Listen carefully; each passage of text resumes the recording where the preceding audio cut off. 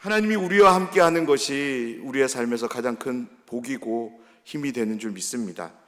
오늘 저는 조금 어려운 설교를 하려고 합니다. 그것은 바로 고통, 고난의 문제에 관련된 설교인데요. 오늘 이 말씀 앞에서 우리에게 주시는 하나님의 은혜를 우리가 다 함께 소망하며 그동안 우리가 가져왔던 그 생각이 조금 다르다 할지라도 이 말씀이 안내하는 하나님의 마음을 믿음으로 붙잡는 우리 모두가 되길 간절히 소원합니다.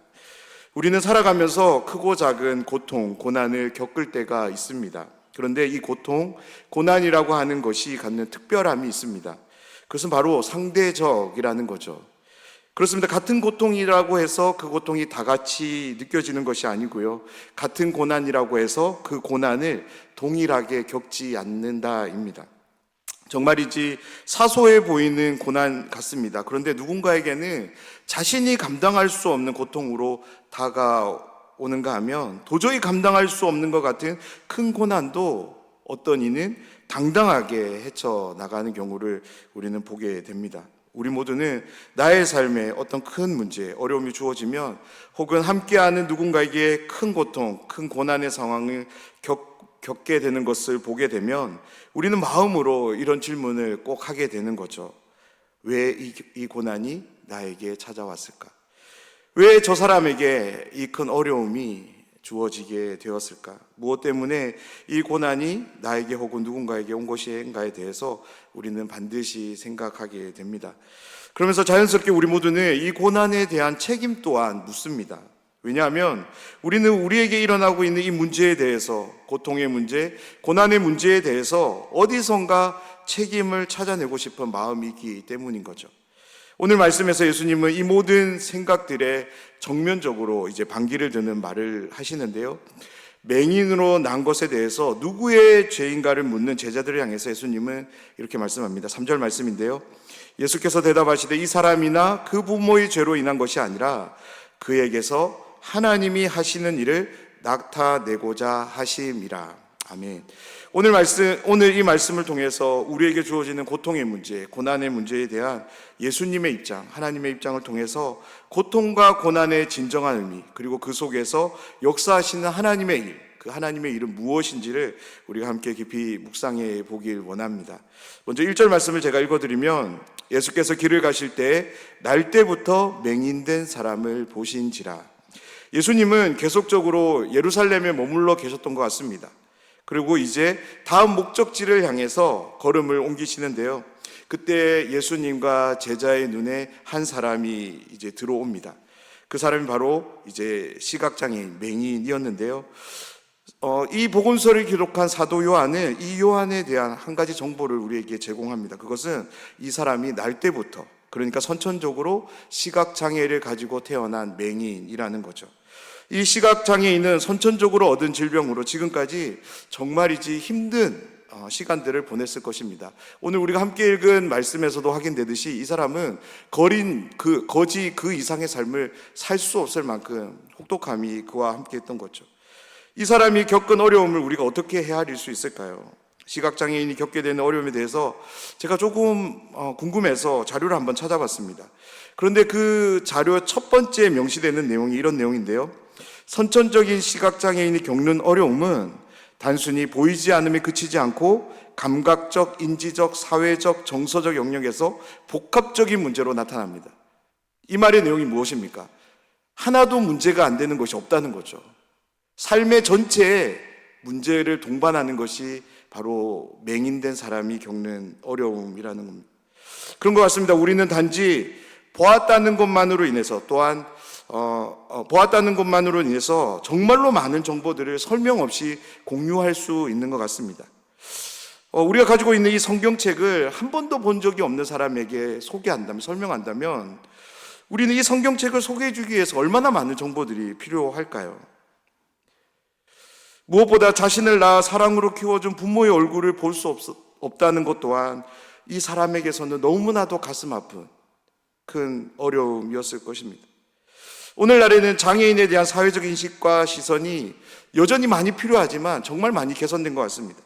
불과 20-30년 전만 하더라도 오늘과는 전혀 다른 시대였습니다. 배려와 섬김의 대상이보다는 기피와 혐오의 대상이 되는 것이 바로 장애인들이었습니다.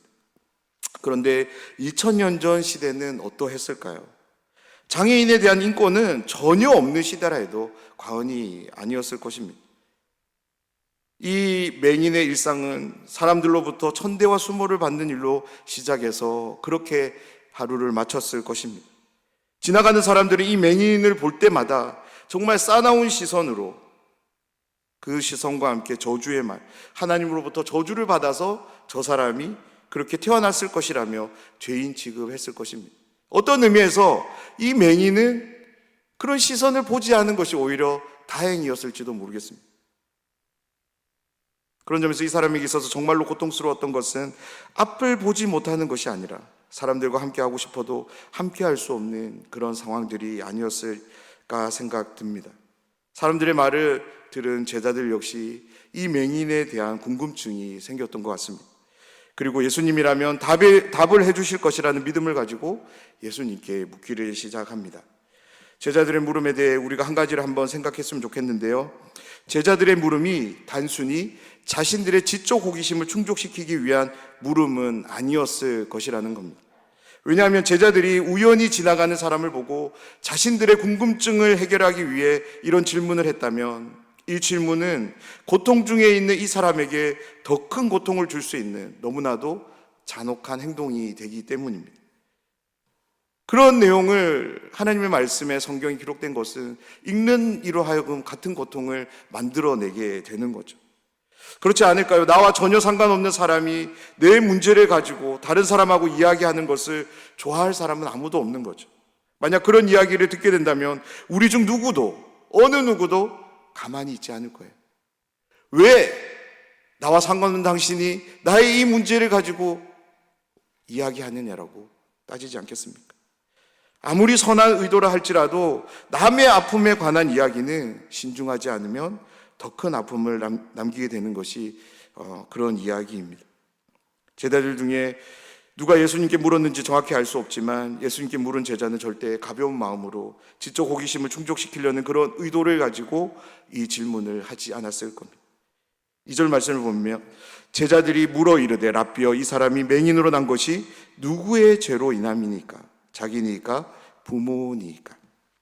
제자들의 물음을 우리가 다시 한번 보면 제자들의 물음에는 한 가지 고정된 개념이 있습니다. 그것은 장애는 곧 죄다라는 개념입니다. 제자들은 물론이고 이 당시 유대 사회에서 사람들이 가지고 있었던 일반적인 생각이 장애를 죄로 여기는 생각이었습니다. 이 당시 사람들에게 있어서 성경 구약 성경인데요. 구약 성경에서 고난을 주제로 한 가장 대표적인 성경은 욥기입니다. 우리가 욥기를 읽어보면 욥의 세 친구가 욥이 고난 당했다는 소식을 듣고 찾아옵니다. 그리고 욥에게 찾아와서 계속적으로 무엇을 말하냐면 하나님 앞에서 너가 회개해야 된다라고 말하고 있습니다. 다시 말해서 친구들은 욥이 범죄했기 때문에 이 모든 고난을 받았다라고 생각했기 때문입니다. 고난과 죄를 연결짓는 이 개념은 바벨론 포로기를 지나면서 더욱더 발달되는데요. 그리고 말라기를 끝으로 하나님의 침묵이 되었을 때 이 개념은 더욱더 저변으로 확대되고 견고해집니다. 그래서 유대 사람들이 하나님의 말씀처럼 여겼던 랍비 전통, 그 전통에 따르면 병이나 재난, 장애와 같은 불행을 일종의 징벌로 그들은 자연스럽게 받아들였다라고 기록하고 있습니다. 그런 점에서 제자들이 예수님께 한 이 질문은 왜 장애를 가지고 태어났습니까? 라는 장애에 대한 근원적인 질문이기보다 제자들이 정말로 궁금했던 것은 이 장애가 누구로 인해 주어진 것인가에 대한 책임을 묻는 질문이었습니다. 누구의 죄 때문인지가 궁금했던 제자들을 향해 예수님이 대답하시는데요. 3절 말씀입니다. 우리 3절 말씀을 우리 한 목소리로 다 함께 읽어보도록 하겠습니다. 예수께서 대답하시되 이 사람이나 그 부모의 죄로 인한 것이 아니라 그에게서 하나님이 하시는 일을 나타내고자 하심이라. 아멘. 예수님은 제자들을 향해 그 사람이 장애를 가지고 태어난 것이 부모의 죄 때문이 아니고 본인의 죄 때문도 아니다라고 말씀합니다. 그러면서 그가 장애를 가지고 태어난 것은 오로지 하나님이 하시는 일을 나타내고자 함이다라고 말씀합니다. 이 대답은 제자들은 물론이고 당시 모든 사람들에게는 그야말로 충격적인 대답으로 들려졌을 겁니다. 왜냐하면 고난은 죄다. 죄로 인해서 그 고난이 주어진다라는 것이 기정사실로 여겨졌던 시대였기 때문입니다. 고난의 책임이 그렇기 때문에 인간에게 있다라고 그들은 모두는 생각했기 때문입니다. 그래서 제자들 또한 그 장애의 책임이 부모에게 있는지 본인에게 있는지를 물었던 것입니다. 그런데 예수님의 대답이 무엇입니까? 꼭 죄 때문에 고난이 주어지는 것은 아니다입니다. 그래서 고난의 책임은 언제나 사람에게서 찾을 필요가 없다. 또한 찾을 수 있는 것이 아니다라고 말씀하시는 것입니다. 그러면서 더 충격적으로 예수님은 그 장애의 목적을 이렇게 밝히시는데요. 그에게서 하나님이 하시는 일을 나타내고자 합니다라고 말씀합니다. 사랑하는 여러분, 예수님의 이 말씀이 어떻게 들리십니까? 혹 이렇게 이해가 되시는지요? 인간의 고난에는 하나님의 거룩한 계획이 있다는 의미로 예수님께서 이 맹인을 고치시기 위해서 하신 말씀으로 들리십니까? 만약 정말로 예수님이 그런 의도로 이렇게 말씀하셨다면 저는 이 말이 너무나도 잔인한 말이 될 수 있다고 생각됩니다. 오늘 말씀에 나오는 맹인은 우연히 예수님을 만납니다. 우리는 이 사람이 몇 살이었는지 정확히 알 수 없습니다. 하지만 성경에서 사람으로 표현된 것으로 보아서 이 사람은 분명 아이는 아닙니다. 만약에 아이였다면 성경은 아이라고 기록했을 거예요. 그래서 최소한 연령을 추정해 보면 18세 이상은 되었으리라 생각됩니다. 그렇게 우연히 만난 예수님을 통해 시력을 되찾는 기적을 경험하기 위해서 무려 18년이라는 긴 세월을 앞 못 보도록 살도록 하신 것이 하나님의 계획이고 하나님이 일하시는 방식일까요?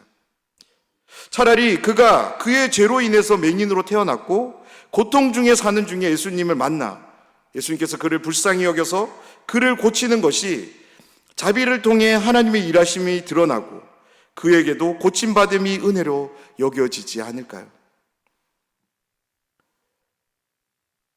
예수님은 죄 때문에 맹인으로 태어난 것이 아니다라는 말씀을 통해서 하나님의 전능하신 능력을 드러내기 위해서 그에게 장애를 주시고 오랜 시간 장애로 인한 고난을 겪게 하신 것이라면 기쁨과 감사보다는 원망과 불평이 더 클 것 같습니다. 만약 제가 그런 일을 겪는다면 저는 그럴 것 같습니다.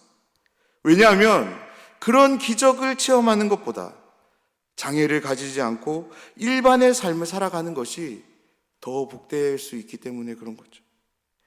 예수님이 맹인의 장애를 거두어 주시지만 하나님이 그에게 장애를 주신 이유가 이 이유라면 예수님을 통해 낫도록 하기 위함이었다면 저는 개인적으로 마음이 너무 힘들 것 같습니다. 어느 한 여인이 있었습니다. 젊은 나이에 남편을 천국으로 보내고 두 아들을 돌보며 매일 밤 눈물로 기도로 정성껏 키웠습니다. 하나님 앞에 기도로 키운 두 아들은 너무나도 다행스럽게 잘 자라났습니다. 믿음 안에서 잘 자라났고 또한 공부도 열심히 해서 좋은 대학에 들어갔고 대학 졸업 후 좋은 직장도 가졌습니다. 이 여인에게 있어서 하나님의 도움, 일하심은 무엇일까요?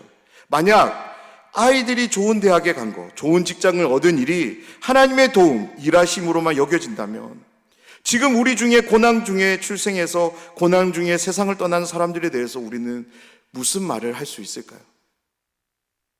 그런 점에서 예수님이 말씀하신 하나님이 하시는 일은 단순히 어떤 질병이 고침받거나 이 땅에서 고난 없이 평안하게 살도록 하는 그런 것은 아닌 것 같습니다. 설령 병이 고침받더라도 큰 문제가 해결된다 하더라도 오늘 예수님께서 하신 말씀인 하나님이 하시는 일에 궁극적인 일이 되어서는 안 될 것 같습니다. 그렇다면 예수님께서 하신 하나님이 하시는 일은 도대체 무엇일까요? 우리가 요한복음을 1장부터 천천히 한번 읽어보면 사도 요한은 하나님의 일에 대해 몇 가지 상황을 우리에게 소개합니다. 먼저는 예수님을 믿는 것이 하나님의 일이라고 말씀합니다. 사람들이 예수님을 향해 우리가 어떻게 해야 하나님의 일을 할 수 있습니까? 라고 물어옵니다. 그런 물음을 해오는 사람들을 향해 예수님께서 요한복음 6장 29절에서 이렇게 말씀하시는데요. 예수께서 대답하여 이르시되 하나님께서 보내신 이를 믿는 것이 하나님의 일이니라 하시니. 아멘. 예수님의 이 대답에 사람들이 계속적으로 질문을 던집니다. 그들의 물음에 대한 예수님의 대답을 우리가 정리해 보면, 하나님의 일은 사람들로 하여금 하나님의 자녀가 되도록 하는 일이고 그와 영원히 함께 살도록 하는 일이라 말씀하면서, 궁극적으로 예수님은 자신을 생명의 떡으로 소개하며 그 생명을 나눠주기 위해서 이 땅에 오셨다라고 말씀합니다. 그렇습니다. 하나님의 일은 우리의 어떠한 상황을 해결해 주는 것으로 분명 보여질 수 있습니다.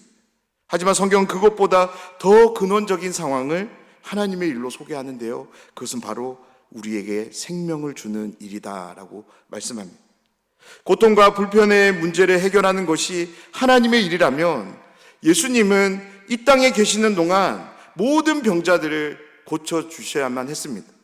무엇보다 그의 제자들에게 병 고치는 그 능력을, 모든 어려움의 문제를 해결할 수 있는 힘을 제공해 주셔야 됐던 거죠.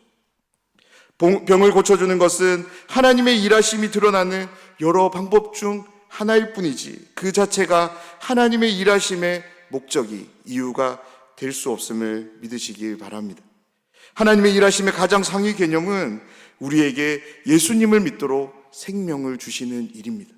그 일을 위해 필요하다면 하나님은 우리의 고통의 문제를 해결할 것이고 우리의 고난의 문제를 해결해 주십니다. 그런 점에서 고난을 당하는 누군가에게 말을 건넬 때 정말로 신중함이 요구됩니다.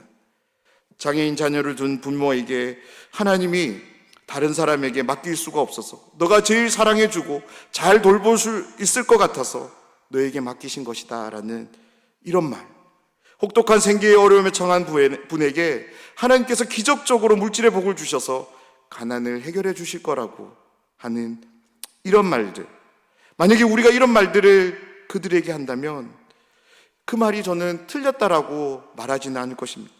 왜냐하면 하나님이 고통을, 고난을 그런 능력으로 해결하실 수 있는 분이시기 때문에 그렇습니다.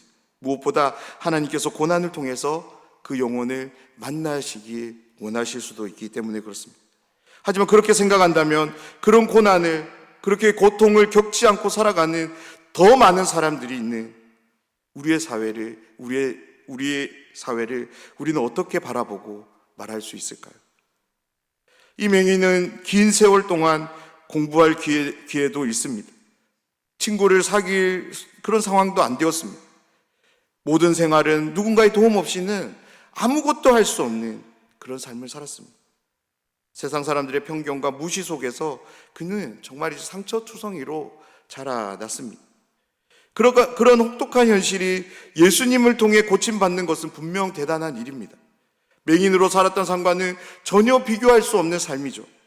하지만 하나님이 하시는 일이 장애를 해결하는 것으로만 여겨진다면, 비록 그가 자유의 몸이 되었다 할지라도 여기에 앉아있는 우리보다 더 나은 것이 무엇일까요? 결코 그럴 수 없습니다. 그렇습니다. 예수 그리스도께서 보이신 하나님의 일이, 다시 말씀드립니다, 생명을 얻는 일이라면, 맹인이 고침받음으로 생명을 얻게 된다면 모든 이에게 부러움의 대상이 될 수 있는 거죠. 하나님, 우리가 이 땅에 사는 동안 하나님을 믿고 따르도록 하나님의 자녀가 되어 하나님과 영원토록 함께 동행하며 살아갈 수 있도록 생명을 주시는데요, 바로 예수 그리스도를 통해 주십니다. 하나님께서 하시는 일을 통해 우리가 바라봐야 될 것은 부자가 되는 것이 아니고요, 어떤 우리의 문제를, 질병을 고침받는 것이 아닙니다. 내가 안고 있는 문제가 해결되는 것이 아닙니다. 바로 예수님을 통해 주어지는 생명, 그것을 우리는 바라봐야 합니다. 날마다 예수님을 통해 주어지는 생명, 그 생명을 바라봄을 통하여, 또한 소유함을 통해서 하나님과 동행하고 하나님이 허락하시는 그 은혜와 복을 누리시는 모든 분들이 되시기를 주님의 이름으로 축복합니다. 예수님은 자신이 받은 사명에 대해서 제자들에게 이렇게 말씀합니다. 예수님은 자신을 소개하며 지금은 자신이 일할 때임을 말씀하시며 맹인에게 다가오십니다. 그리고 6절 말씀을 하시는데요, 이 말씀을 하시고 땅에 침을 뱉어 진흙을 이겨 그의 눈에 바르시고. 아멘. 예수님께서 맹인에게 다가오셔서 이상한 행동을 하십니다. 예수님 먼저 땅에 침을 뱉으십니다. 그리고 그 침을 가지고 흙을 뭉쳐서 이겨서 진흙을 만드십니다. 그리고 그렇게 만들어진 진흙을 맹인의 두 눈에 바르십니다. 우리가 복음서에서 예수님의 행적 중에 침을 사용한 곳이 이곳 외에도 두 군데가 더 있는데요. 먼저는 귀먹고 혀가 어눌한 사람을 고치실 때 예수님은 침을 사용하시고요.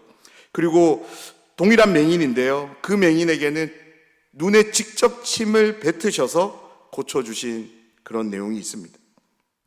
이런 말씀을 볼 때 어떤 사람은 예수님의 침에는 특별한 능력이 있다고 말하는 사람이 있습니다. 그런데 저는 그렇게 생각하지 않습니다. 예수님의 침에 능력이 있는 것이 아니라 예수님 자체가 능력이 되시기에 침이 아니라 예수님이 사용하는 모든 것에 능력이 발현될 수 있는 거죠. 침으로 진흙을 만들어서 맹인의 눈에 바르신 예수님은 더 황당한 요청을 하십니다. 우리 7절 말씀을 보면 제가 읽어드리겠습니다.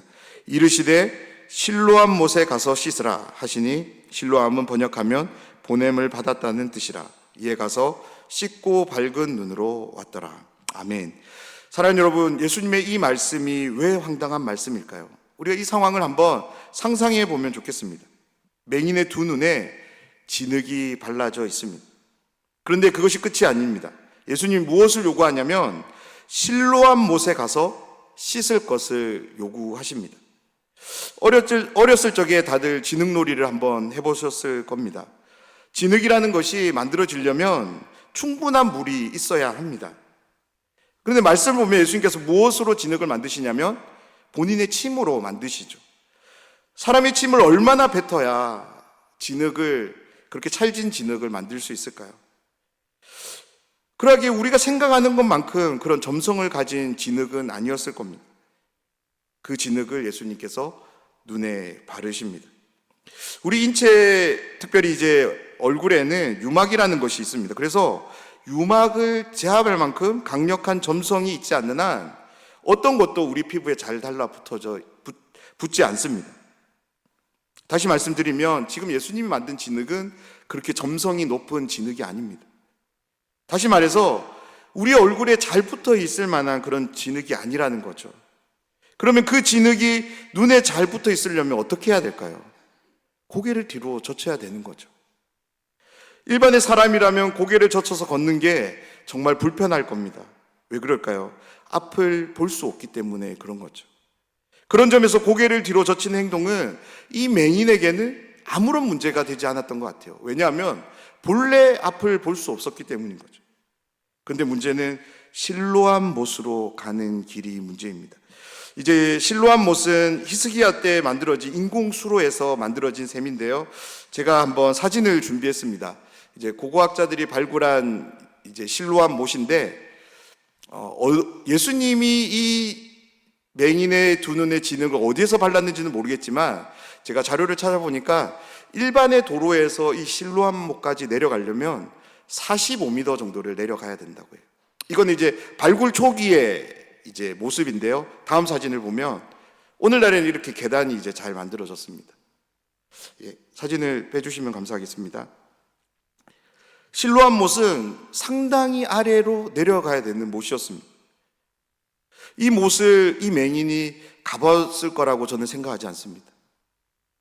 왜냐하면 맹인이 실로암 못에 가려면 최소한 두세 사람은 동행해야지 갈 수 있기 때문에 그런 거죠. 어느 누구도 이 거린 맹인을 위해서 그런 수고를 해줄 사람은 없었을 것이기 때문인 거죠. 지금으로부터 2000년 전입니다. 2000년 전. 그때 길이 고르면 얼마나 골랐을까요? 그런 척박한 길을 예수님은 맹인에게 걸어가라고 합니다. 그것도 눈에 진흙을 붙인 채로, 고개를 뒤로 젖힌 채로 실로암 못에 가서 씻어라고 말씀하고 계시는 것입니다. 예수님의 이 말씀이 맹인에게는 너무나도 가혹하게 다가왔습니다. 왜냐하면 이 사람은 자신이 고침받고 싶어서 예수님께 나와서 고침을 간청한 사람이 아닙니다. 그냥 그는 평소대로 길에 서 있었고 그냥 누군가에게 구걸하는 그런 시간을 보내고 있었습니다. 그런데 제자들이 예수님께 한 질문 때문에 예수님이 이 사람에게 다가왔고 이와 같은 요청을 하고 있기 때문입니다. 그는 아무것도 모르는 가운데 예수님의 부름에 예수님이 하는 모든 행동을 당하고 있는 거죠. 예수님이 눈에 진흙을 바르니까 그냥 발림을 당하고 실로암 못에 가서 씻으라고 하니까 이제 가서 씻어야 되는 사람이 된 것입니다. 평소 약자들에 대한 예수님의 입장을 복음서를 통해서 볼 때 오늘 이 맹인에 대해서 제시하는 상황들은 너무나도 예수님의 일반적인 모습으로 보여지지 않습니다. 제가 믿음이 부족하고 연약해서 이런 생각이 들지는 모르겠지만 말씀을 읽고 설교문을 준비하고 정리하면 정리할수록 그냥 예수님께서 그 자리에서 그냥 고쳐주셨으면 좋겠다는 생각밖에 들지 않았습니다. 왜 그러냐면 이 맹인은 지금까지 너무나도 힘든 삶을 살았던 사람이기 때문에 그런 거죠. 그런데 놀랍게도 요한은 오늘 말씀을 보면 이 사람의 어떤 말도 기록하지 않습니다. 단 하나의 내용만을 사실만을 남기는데요. 이에 가서 씻고 밝은 눈으로 왔더라. 아멘. 저는 아무것도 기록하고 있지 않는 이곳에 놀라운 믿음이 함께함을 믿습니다. 왜 그럴까요? 예수님의 이 불편한 요구 앞에 맹인은 아무 소리 없이 순종을 보이기 때문입니다. 예수님에 대한 믿음이 있어서가 아닙니다. 오늘 예수님 처음 만났어요. 그런데 예수님이 요구하는 이 모든 황당한 요구들을 맹인은 철저하게 순종합니다. 사랑하는 여러분, 우리가 한번 맹인의 입장이 되면 좋겠습니다. 평소같이 길에 서서 구걸하고 있습니다. 그런데 갑자기 한 사람이 나를 부르는 거죠. 그리고는 다짜고짜 이런 말을 합니다.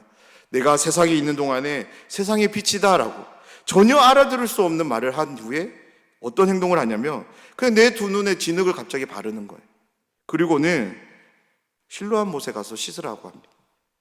사랑하는 여러분, 우리의 두 눈에 진흙이 발라질 때 여러분 가만히 계실 분이 계신가요? 정말 불쾌하고 짜증나지 않겠습니까? 더군다나 그 진흙이 깨끗한 물이 아니라 침으로 만들어진 진흙이에요. 그 진흙으로 만들어진 것이 내 눈에 발려진다고 했을 때 잠잠히 계실 분이 계신가요?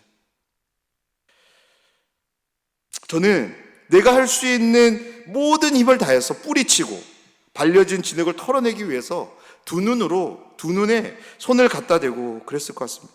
그러면서 말은 할 수 있으니까 당신이 누군데 나에게 이렇게 무례하게 하냐고.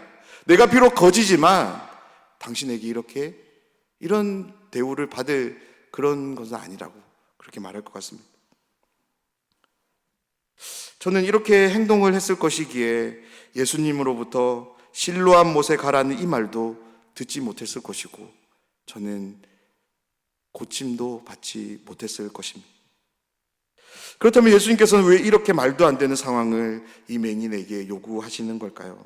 그것은 바로 순종 때문입니다. 그리스도의 생명은 믿음을 통해 주어지는데 믿음의 가장 근원적인 형태가 바로 순종이기 때문입니다. 그렇습니다. 맹인이 보일 수 있는 가장 완전하고 순수한 순종이 무엇일까요? 그것은 목적지를 향해 걸어가는 겁니다. 앞이 보이지 않는 상황 속에서도 명령한 사람의 말만 듣고 그 목적지를 향해 가는 것이 맹인이 보일 수 있는 가장 온전한 순종인 거죠. 요한복음을 우리가 읽어보면 예수님은 7가지 기적을 이야기하는데요. 그런데 특이한 점은 이 7가지의 기적 뒤에 기적과 함께 예수님이 누구신지를 밝히십니다. 오병이어의 기적에는 예수님을 생명의 떡으로 기록하고요. 나사로를 살리신 기적에는 예수님이 부활이심을 말씀합니다. 베데스다 연못에 38년 된 중풍병자를 고치신 기적에는 예수님을 생명으로 소개합니다. 이렇듯 오늘 사건에도 예수님에 대한 설명이 제시되는데요. 예수님을 빛으로 소개합니다. 그렇습니다. 하나님은 우리가 원하고 기대하는 방법으로 일하시는 분이 아닙니다. 하나님은 철저하게 자신의 뜻대로만 일하시는 분이십니다. 주님이 인도하시는 방법은 때로 침을 뱉어 이긴 흙을 눈에 바르는 것처럼 우리가 이해할 수 없는 방법으로 다가올 수 있습니다. 앞을 보지 못하는 사람에게, 그것도 고개를 젖혀서 더듬어서라도 기슭을 내려가야 할 만큼 그렇게 불편하고 혹독한 상황으로 우리에게 주어질 수 있습니다. 그런데 한 가지는 분명합니다. 하나님은 말씀 한마디로 우리의 모든 상황을 해결하실 수 있는 능력이 있으신 그런 분이시라는 거죠. 그런데 오히려 이 하나님에 대한 지식 때문에 우리는 여러 다양한 상황 속에서 스스로 힘듦을 겪게 됩니다. 오히려 이 믿음이 너무나도 강력하기 때문에 우리는 우리의 삶에 주어지는 하나님의 방식들에 대해서 불평을 하고 이해하지 못하는 경향이 있는 것 같기도 합니다. 그런 점에서 오늘 맹인은 우리에게 한 가지를 도전합니다. 분명 불평할 만큼 불편하고 의심할 만큼 이상한 요구인 것은 틀림없지만 주님이 말씀하신다면 그 모든 불편을 통해서 하나님이 드러내시고자 하는 일이 있으니 잠잠해 보라입니다. 그리고 주님이 하실 일만을 기대하고 그 불편을 감당하라라는 거죠. 그렇습니다. 하나님께서 우리에게 드러내시는 방법은 아주 다양합니다. 아주 극단적인 경우가 있을 수 있고요, 내가 정말 쉽게 할 수 있는 상황으로 주어질 수도 있습니다. 평범하게 주어지는 현실 속에서도 이루어질 수 있고요, 도대체 이게 뭐지라는 생각을 하게 될 만큼 엉뚱하고 어리석은 상황으로 다가올 수 있습니다. 그럼에도 우리가 기억해야 될 것은 하나님의 일하심의 방법입니다. 하나님은 우리의 생각과 기대를 초월해서 역사하시는 하나님이심을 온전히 믿고 신뢰하는 모든 분들이 되시기를 주님의 이름으로 축복합니다. 그렇다면 왜 하나님이 이와 같은 방식으로 우리와 함께 하실까요? 그것은 우리의 삶의 순종을 찾으시기 때문입니다.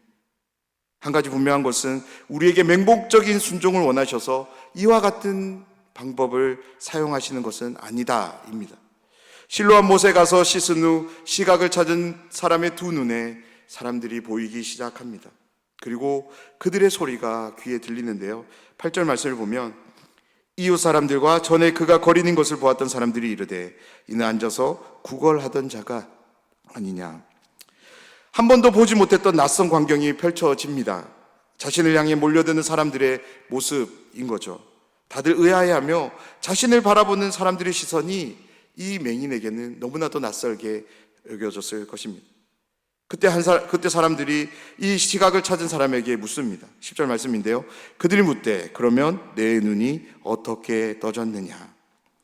그들의 물음에 이 사람이 이렇게 대답합니다. 예수라 하는 사람이 진흙을 이겨 내 눈에 바르고 나더러 실로암에 가서 씻으라 하기에 내가 가서 씻었더니 보게 되었습니다 라고 대답합니다.